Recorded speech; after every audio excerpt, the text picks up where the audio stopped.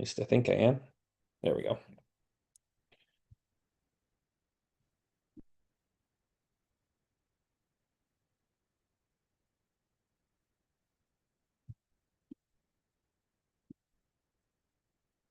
Hello, everyone. Welcome to Pain-Free Movement Monday with John Sinclair, who's joining us from beautiful Sunrise, Florida, this afternoon.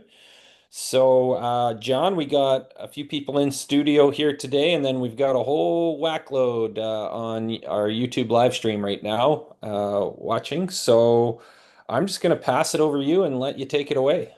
Great. Thank you so much, Dan. Hey, everyone. I'm John Sinclair, co-founder of Seven Movements and chief movement nerd over here.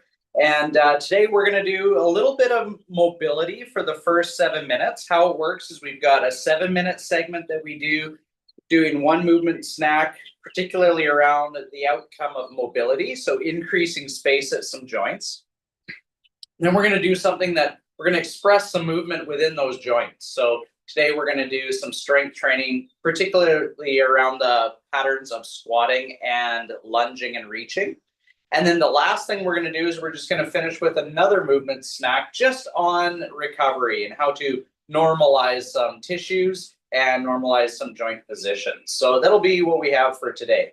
As we go through this, feel free to explore your own movement. What do I mean by that? Follow my time, so the speed at which I'm moving, but you just explore how far you want to travel in that movement. For example, if I do a lunge at this speed, which is just stepping and returning, go ahead and explore at that tempo, but you may want to step bigger or you may even want to step smaller. That's completely up to you. But the most important thing is you follow along with the tempo that I'm giving you, okay? So we're going to explore the first thing, which is improving some circulation. So let me start my clock here so I stay on time. And we're going to explore improving some space and some joints. So let's just do this for me. Go ahead and, like you're sitting into a chair, and just reach forward like someone's handing you a bag of groceries. So just step and reach, sit and reach, and just get a sense of what that feels like in your lower back. Now what I'm going to get you to do is we're going to do a local circulation strategy called rub and scrub. You're going to take your knuckles, you're going to run them up and down your lower back. So this is a real simple thing you can do if you're sitting at your desk for long periods of time, or you've been stuck in a chair. We're going to rub up and down on this really important bone here called the sacrum bone, where it attaches to the pelvis itself. And we're going to create a little bit of heat and friction there. And then go ahead and try your sit and reach again. And you'll probably feel like feels a little bit better having done that. So we're going to go to another spot. We're going to go to your lumbar spine. And you're going to scrub across the bones from about there to there. So just above the hips and about 5 or 6 inches north of there.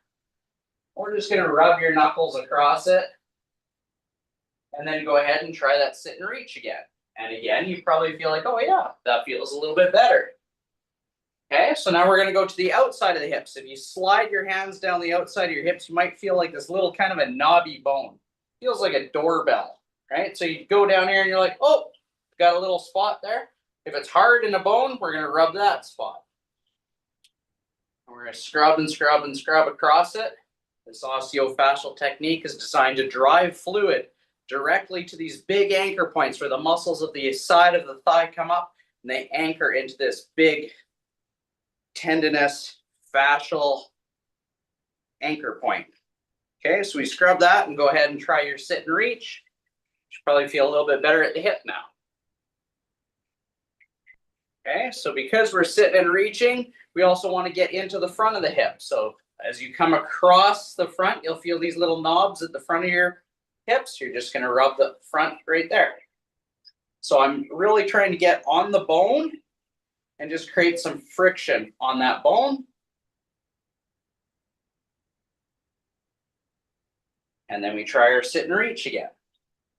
And it's a sneaky way for me to get you to do lots of squats, isn't it? You test, retest, but that squat should start to feel a little bit better now. Okay, and so now we're going to just mobilize this area a little bit. So let's go ahead and put one foot further forward than the other. Let me tilt my camera down so you can see where my feet are at. Can you see that? Okay, so my feet are in this position here, and I just need you to focus on my hips for a second. You can see how my hips are sliding left to right. And we don't have to go too far. We're just doing the slow, subtle, rhythmical motion of the hip. Okay. If you feel like you need a little bit something to grab onto, you can put a chair out in front of you. So we got a little chair here. I can just drive my hips side to side while I anchor onto the chair. Okay, put the other foot forward. Slide side to side.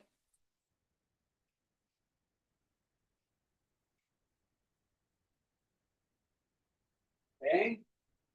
And then now what we're going to do is we're going to take that same staggered stance. I'll switch to my other foot forward again. And now what we're going to do is you're just going to turn the hips. Turn the hips. Think of it like you're turning your hips in a golf swing, or throwing a ball, or chopping down a tree in your yard. We're just going to rotate. And you should feel that as you rotate your hips, you'll feel there's some unique motion happening at the foot and the ankle also, and at the knee. And that's a good thing. That's how the body interacts with one another. It's completely subservient to gravity. Okay, and then we go to the other side. We rotate again. Rotating at the hips.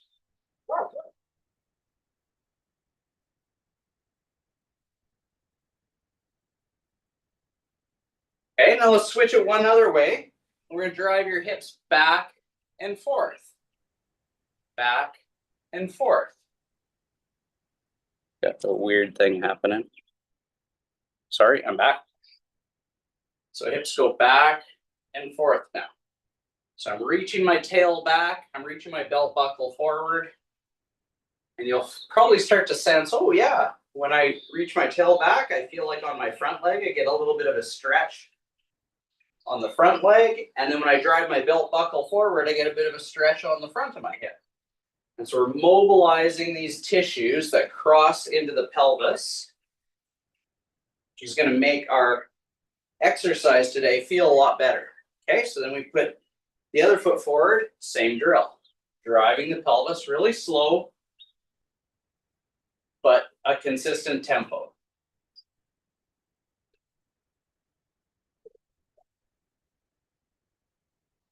Oh, one more time.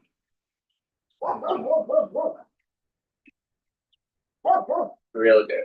Okay, let's do some motion for the spine now. So here what we're going to do is we're going to have your hands at shoulder height. We're just going to reach your hands towards the ceiling. But if you notice, my hips are reaching to the side also. So we're just going to slide side to side.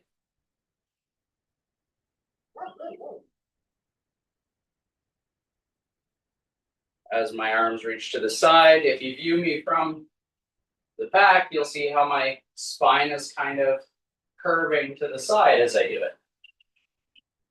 Okay, so nice and slow. Now we're going to add some rotation. So I'm going to stay in that staggered stance. I'm going to turn my shoulders as I reach to the side. Let my eyes follow my middle finger. Reaching side to side. Again, that chair is available for you. You want to keep it in front of you, you're welcome to do so. Okay, I'm going to stagger my stance. Keep that motion going though, because it feels real good.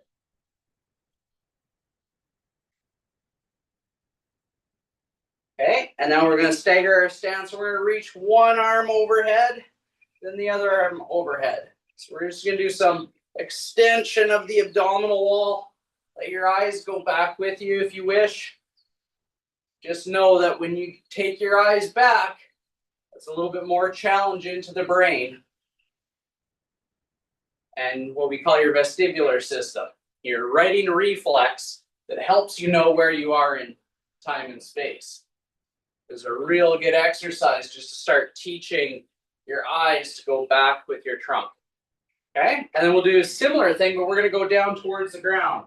You reach the ground like you're tying your shoes. Reach to the ground, still in that staggered stance. Reach to the ground. Okay, and put the other foot forward. We'll reach to the ground.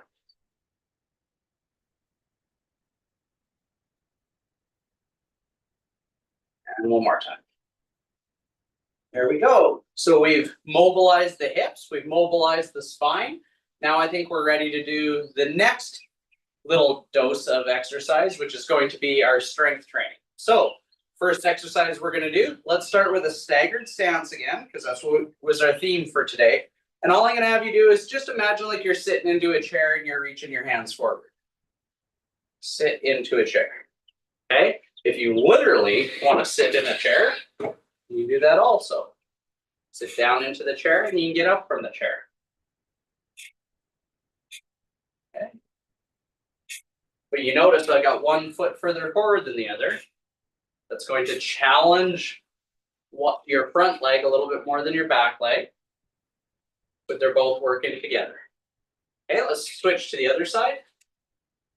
So that means I stagger my other foot forward as I reach forward. Okay.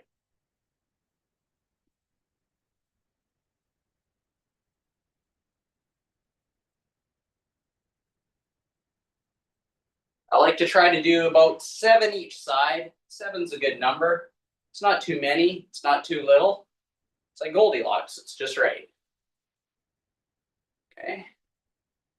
I got a phys ed degree, so I can only count to 10. So 7 is kind of like the optimal number for me. We're going to widen your stance now. Same idea, you're going to sit and reach.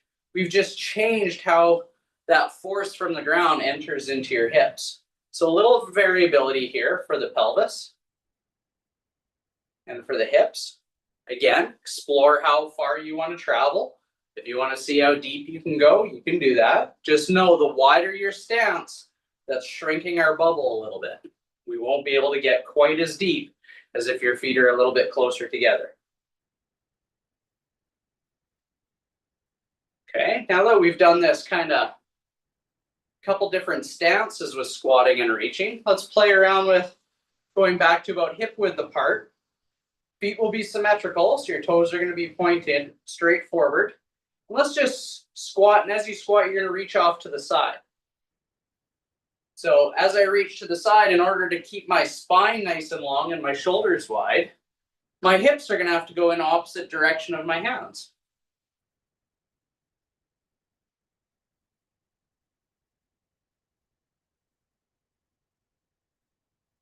Okay, a couple more.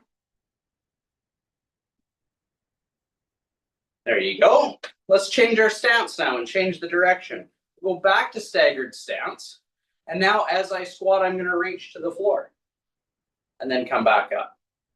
Reach to the floor, then come back up. The trick with this is when you come back up, get your eyes up so you can see the horizon. Down, then get your eyes up. Down, get your eyes up. Let's switch stance. Down, eyes up. Down, eyes up. A really important motion this is teaching you to have the confidence to lower yourself towards the floor. Not only that, is it's putting some good force through the back side of the body. So through the bottom of the foot, the back of the calf, the hamstring, the glute, the lower back, and your upper back all together. Okay. All right. So let's put your hands on your hips, wide stance, and we're going to squat, but we're going to squat to the side this time. So I'm squatting and leaning into this opposite side. Okay, so my opposite shoulder is going to turn. My head's going to get over top of my foot. So I like to say head over foot. For all activities that we do in motion, generally we always want our head to go over our foot. We don't want it to stay right in the middle. So if I'm doing a lateral or a side squat, I want my head to get over top of my foot here. A few more.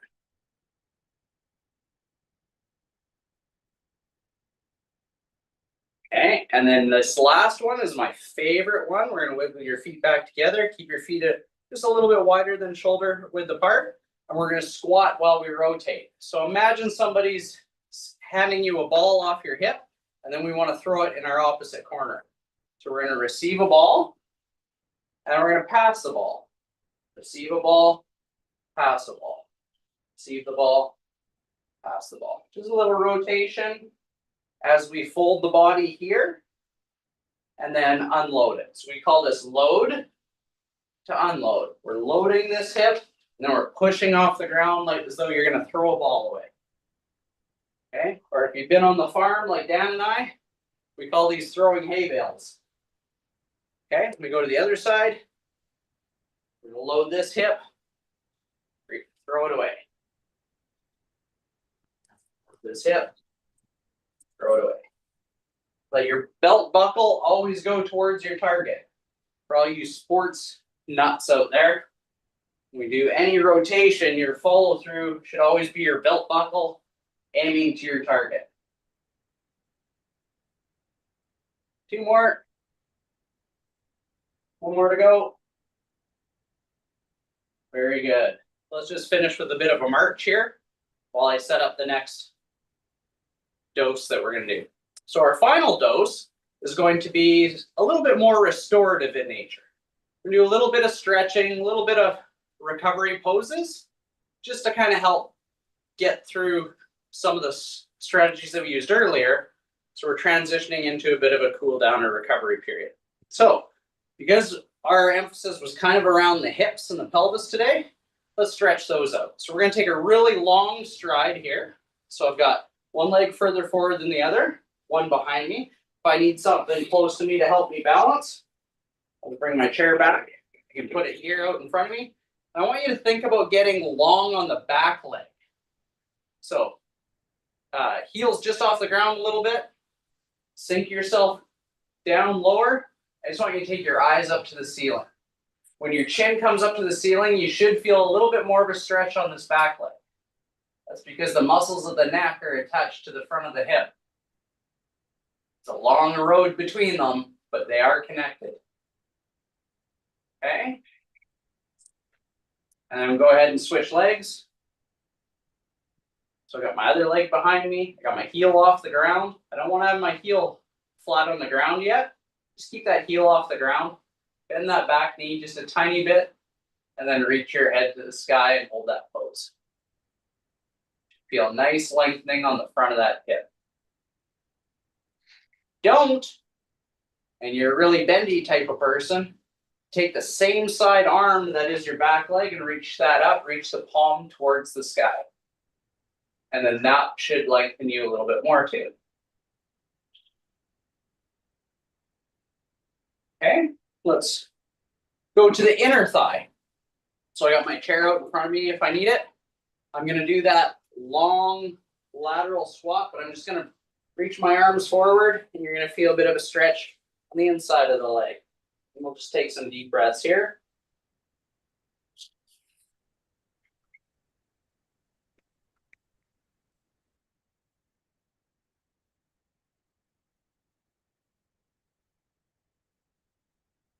Okay, shift back side to side, go to the other side. Hold that position, trying to get nice and long and wide at the pubic bone. Hips move back, spine stays long, shoulders stay wide. Nice deep breaths.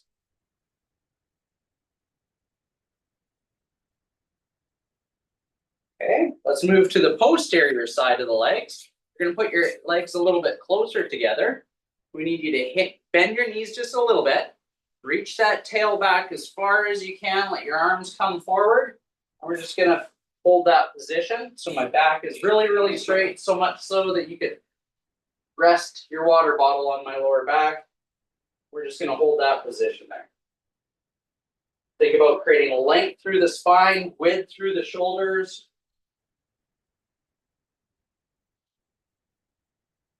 The straighter your legs, you might feel that behind your knees. You explore where you need to go. I kind of like to stretch in more of the muscle belly, so I keep my knees a little softer.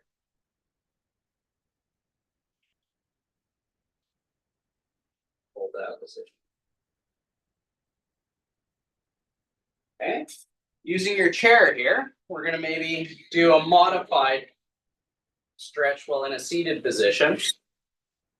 So I'm seeing if you want to do this on the ground, you're welcome to do this as well. You're just going to cross one leg over the other like you're sitting in a meeting.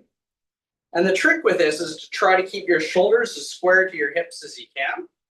You try to create a 90-degree angle at all the joints.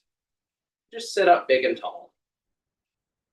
Or at least sit as tall as you can. I'm not very tall, so I can't sit tall. But I can get as long as my spine will let me. Hold that position. You should feel this on the outside of your hip, and then we're going to switch sides. Okay. Try to get everything to 90-degree angles if you can. If you can, just move as close to 90 as possible. 90 at the ankle, 90, 90, this way, this way, this way, this way, this way. Sit up nice and tall. Take some deep breaths.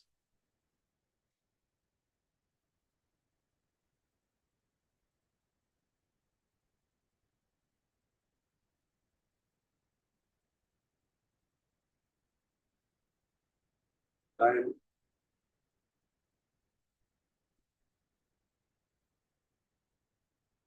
A nice little chair stretch you can do for your spine.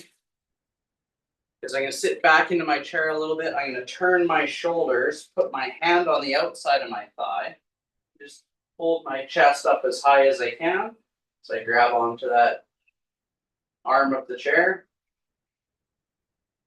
Take some deep breaths here. Really think when you're taking your deep breaths to try to expand your rib cage as you do.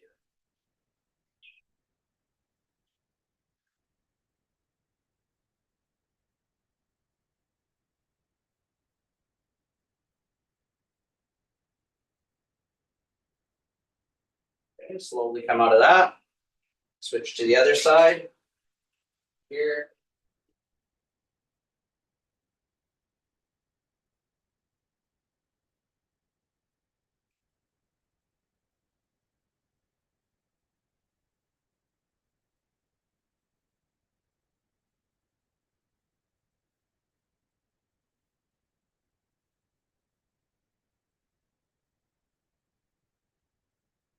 Okay. The last one we're going to finish with is you're just going to lean back in your chair, take your arms behind your head like you're linking your fingers together like this behind your head, and just grab onto the back of your head, and you're just going to give it a little bit of a vertical lift as though you're trying to make your neck get longer this way. I'm not pushing my head forward. I'm actually just trying to lift my head vertical. So we get a little bit of a cervical thoracic traction here. Elbows out to the side.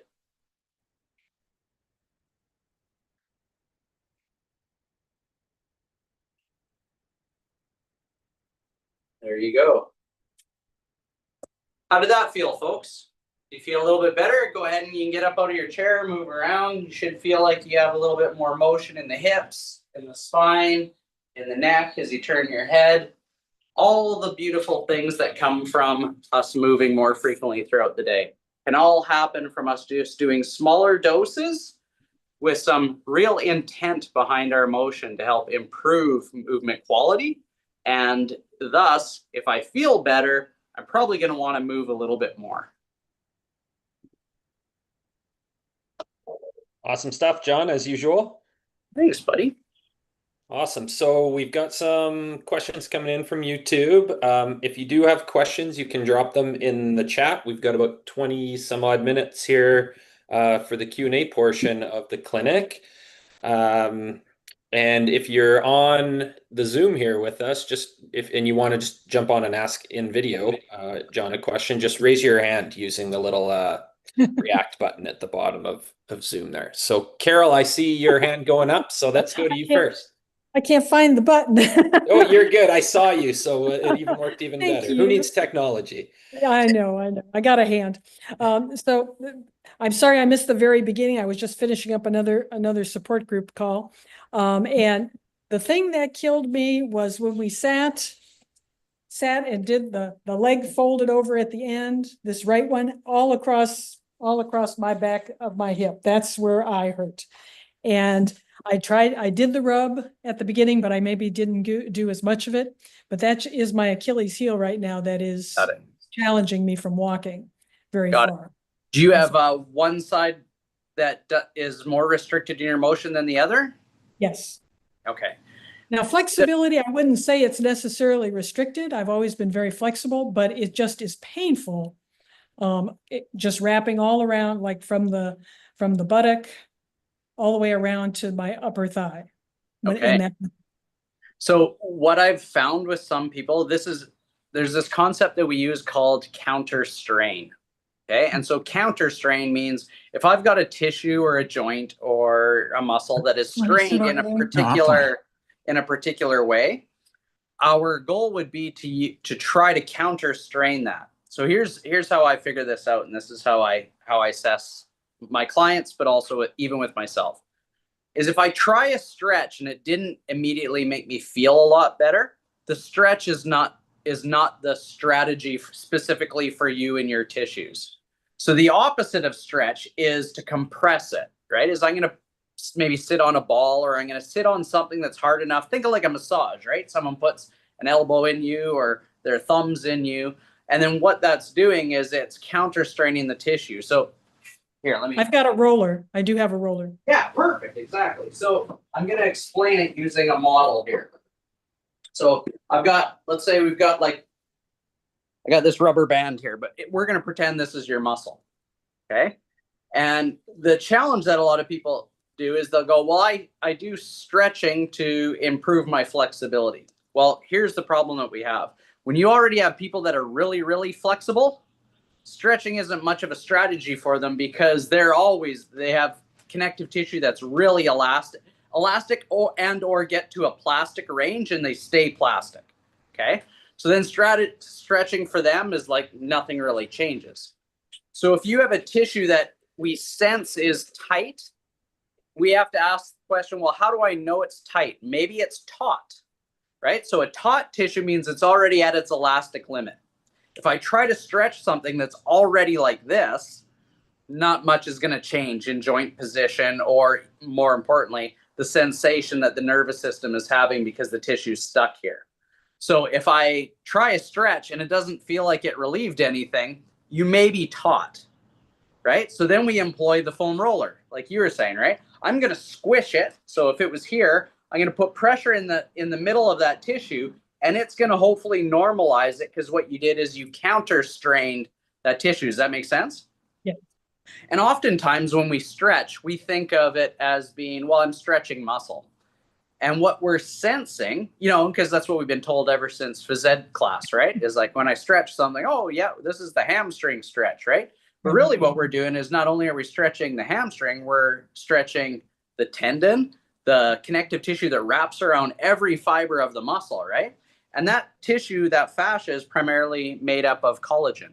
So collagen by nature only has about this much flexibility to it, right? Just the nature of its proteins. It doesn't allow it to stretch very much.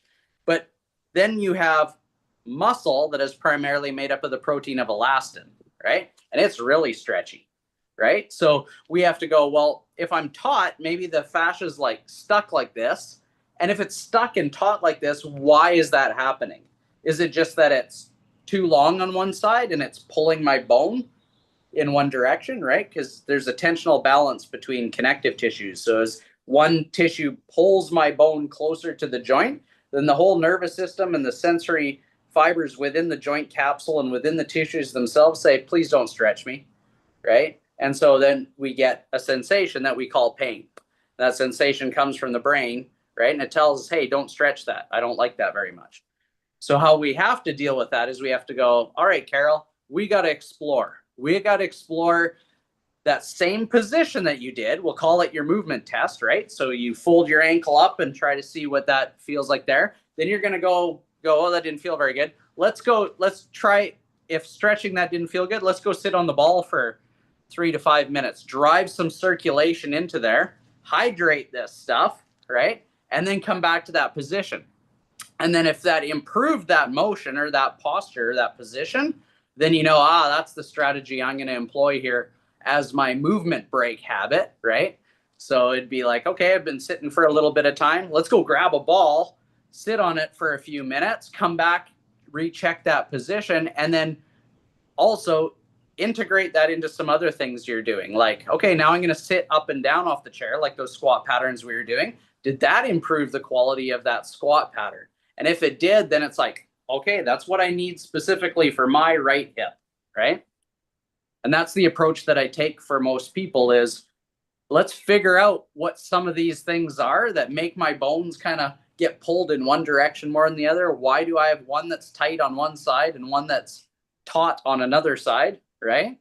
You can even get them, they're not even symmetric, or on your left side and your right side, you may have tension at the top of this hip, but in the middle of the other thigh, right? And so that can cause your pelvis to tilt like this a little bit, which then the femur doesn't want to sit in its capsule in an optimal position.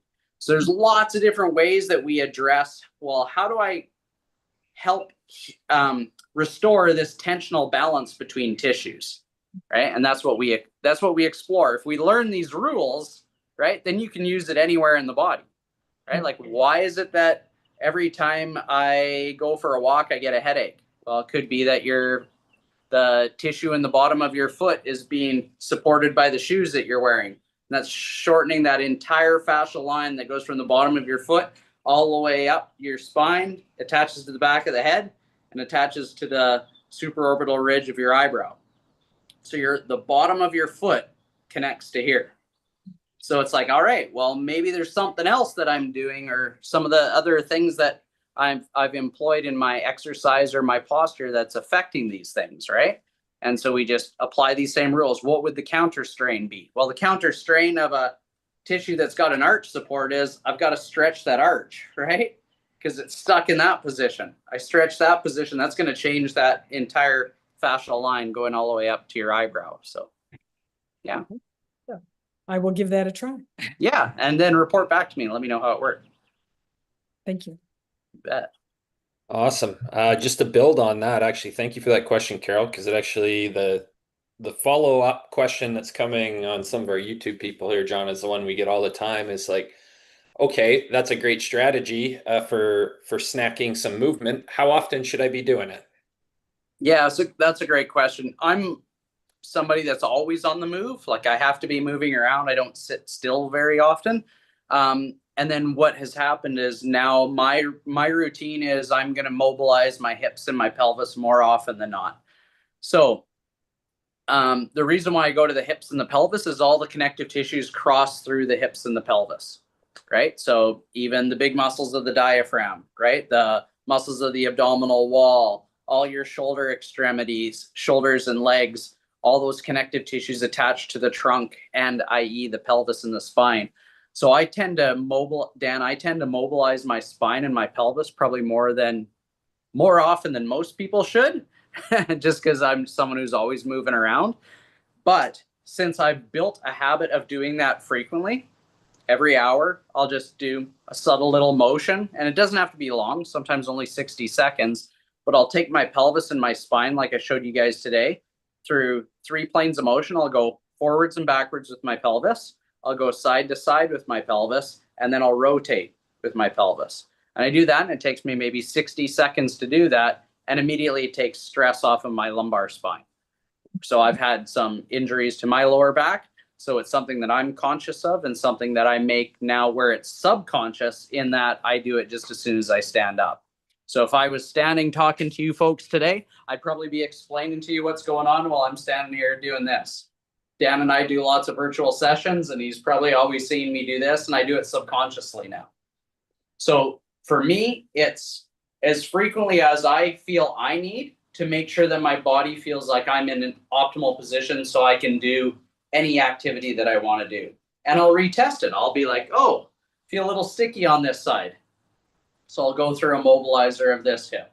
It only takes 60 seconds. It doesn't take very long to actually get a tissue to start moving and feeling good. But what I'm trying to do is I'm trying to communicate back to my brain and let my brain know, hey, thank you. I'm aware of the fact that I didn't feel very good. I want to thank you for that, and make me get up out of my chair and make this joint feel better. A lot of times, us folks that struggle with pain or chronic pain is that we now identify as, I'm the low back guy. I'm a guy with low back pain, or I'm a guy with knee pain, right? and we start to identify with that sensation. And in reality, what the brain is telling us is that you should do something right now to address this so that now not further problems start to occur, right? Pain is just a way for our it's an alarm system so that we can become aware that there's something going on in our connective tissue system and in our muscular system that isn't functioning so well. From the mechanical perspective, there's pain is biopsychosocial. So it's biological, it's psychological, and it's social. But how we manifest movement is probably our best way of approaching how do I improve all domains of performance, whether it's physical, mental, emotional, cognitive, or social. Those are domains of performance and how we move, and nothing has a bigger impact on it than your capacity for movement. All right. Another follow-up coming on YouTube for you, John, is, and this is just more of a recommendation thing, and I think it applies with everything you're talking about here, is like, what's the maximum amount of time someone should be sitting down for any amount of time? Like how often should they be breaking that up? It's an excellent question. I don't have a definitive rule. I think if you're a desk jockey, right? So someone who works at an office, your job is to sit at that desk for a while and be productive there. That's a hard thing for your system to deal with, but biology is pretty darn smart. It will actually set up ways in which it will allow you to sit for longer periods of time, and it'll do that by laying collagen down. So if you know your desk jockey postures like this, and I need to get a little bit more aerodynamic at the desk, right? The body's going to lay down collagen to support the joints to be in that position. Biology is brilliant that way. Is that an optimal position for you? Not when you get out of your desk, right? So it's optimal while you're in your desk position because that's what keeps you productive. But when you need to go and move and go to the pickleball court, or you need to go, reach something above your head, and you don't have that ability for that spine to access that space, then problems can occur. And we see that with thoracic outlet syndrome, where I have poor circulation because my collarbone's being driven down, and I'm narrowing the point at which blood exits out of this space right here, which is where all the nerves and arteries run out of. If my shoulder blade is tilted forward, that's significantly going to cut off blood supply. So it's important for us, I think, to recognize the postures that we're in for long periods of time and how to counter strain those postures. So what we did with the T-spine today was, how do I counter strain or create better motion in the thoracic spine in all three planes of motion? So can I move my spine when I rotate? Can I move my spine when I side flex? Can I move my spine into flexion and extension? And if I can explore those motions more often, then that will help offset the repetitive stress of being in a chair for long periods of time. Albeit we know that you need to be in those positions. So I would like to say that your job as a human being that's in conscious control of your own movement ability is not only to have a large movement index, so I can move really well in all directions, all distances, all dimensions, like how I build my sphere of function or my bubble. If I can have a really round symmetrical bubble, you can probably withstand just about anything. And so, but you need to be conscious of what is your environment, what is my job entail, so your occupation, or what positions do I need to be in as a result of my occupation, and how do I restore normal position as a result of my occupation. So that's kind of incumbent upon all of us as human beings, is if I want to have good function later in life, to do things that are outside of just what my occupation is, it's really important that we understand what the capacity for movement is and how do we address these in smaller doses to make it easier for people to, I think, be able to overcome the repetitive postures that they're in. No, that's great, John. And I know I just was reading some science on this not long ago, like the negative impacts of stagnation, or just being still or in a single posture, start after about 15 minutes. So you want to definitely be getting up and moving a little bit every 15 minutes at minimum, I would say. Yeah. And with some intention every hour with like a intentional movement snack. And I think there was a really good study that was done. NASA did one just on the impact of what it had for your long-term health just from you getting out of your chair. Yeah. So I think they looked at just standing up out of your chair and then sitting back down had a bigger impact because of your body having to respond and move your own body's mass relative to gravity, was more impactful than even going for a walk. So what was cool about that is then it went, all right, great. Well, if stagnation is our enemy, because we know that stagnation really is the enemy of biology, because it creates rigidity in your cells and your cells just die off. We need motility in our cells, that nothing's going to drive more cellular motility than having to move your body vertical against gravity. So the perfect way to do that is just get up in and out of your chair, you know, every 10, 15 minutes, give me like 10 or 15 squats, and it will immediately drive circulation through the body. If there's any one thing, Dan, that we anchor to here at 7 Movements is that nothing will improve your health better than improving circulation. Yeah. Right. Awesome. Last question from Carol again. She said, can you offer some recommendations for movement that can alleviate early morning leg cramps? Interestingly, eating some banana and avocado and drinking a teaspoon of salt and warm water late evening has reduced it some, but she's looking for some movement ideas to add to this regimen. Okay, great. So I'm glad that you addressed the electrolyte thing, because that can usually, when there's a cramping issue, there's either too much electrolytes relative to water or too much water relative to electrolytes. So that's one thing that you got to check. It's called hypernatremia and hyponatremia, right? So the trick is out, well, do I have too many electrolytes now that I'm supplementing with that and not enough water, right? So the rule is, well, our rules in Florida are a little bit different than down here in terms of how much water you need, because it's a little warmer. But if you're around 30 mils per kilogram of body weight, that's usually about how much water you would need in a day. So 30 mils per kg per day. You're in a more humid and hot climate, that's going to kick up. And if you're active outside, then that kicks up a little bit more. That's a good general rule. And then you want to determine, well, do I eat lots of salty foods? Maybe I have too much sodium in my diet that's causing this. Or maybe I don't have enough potassium in my diet, right? And then there's lots of supplements you can do from an electrolyte standpoint. From a movement standpoint, what I would recommend is if it's first thing in the morning, like right before you get out of bed and you don't really feel like, oh, well, are you sleeping with your heels elevated, with your feet elevated? If that's the case, you got blood flow and water moving downhill.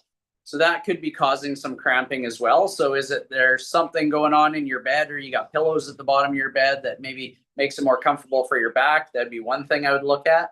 And then the second thing I'd do is let that water go downhill. So sit at the end of your bed and let just some fluid move down to your lower legs first and foremost. Okay, so that would be the next step. And then we might do some, let's create some stimulation there. So I might be sitting at the end of my bed, right? And I put one foot up on here and I stimulate the skin receptors of the lower leg and just start getting a bit of a pump. So I can create a little bit of pumping here in the calf. I can rub up and down. Generally, it's like the Achilles tendon and the musculotendinous junction, right? So you can get your hands right on there and rub and scrub right where the Achilles meets the calf muscle, right? You can go up on there. And then before you even put all your weight on there, just stimulate the bottom of the foot. So all I'm doing is I'm like running my drum pedals, right?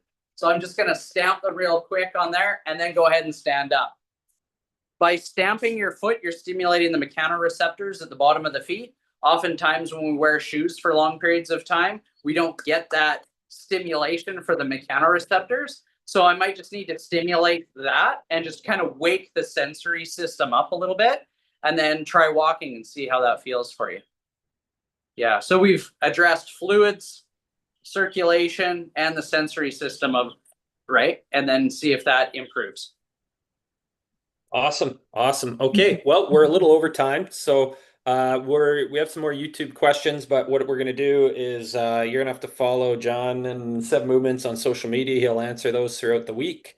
For our members, so our Monday Pain Free Movement Monday Live Lab, this is free forever. Come every Monday, see John, move with us. If you're a member, John also has a dumbbell program tomorrow, and then we have a yoga program Thursday and fall prevention on Friday for all of our Seven Movements members. And then, of course, if you're someone who likes those self-guided programs, I see some people on here who have our on-demand platform where we've got our movement snacking programs on there. If you have any questions about that, don't feel free to message us. But would love to see y'all again at Pain Free Movement Monday. Like I say, this one's always here. You can come to the Zoom call. We love seeing faces on this call. You can also go to our YouTube page. We stream live this session to our YouTube page to the whole world. And we got all kinds of crazy people on there. We had a couple of Australians on there today, John. I think it's really early in the morning in Australia right now. So Sweet. yeah. So thank you everybody for coming. It's great seeing everyone. And we hope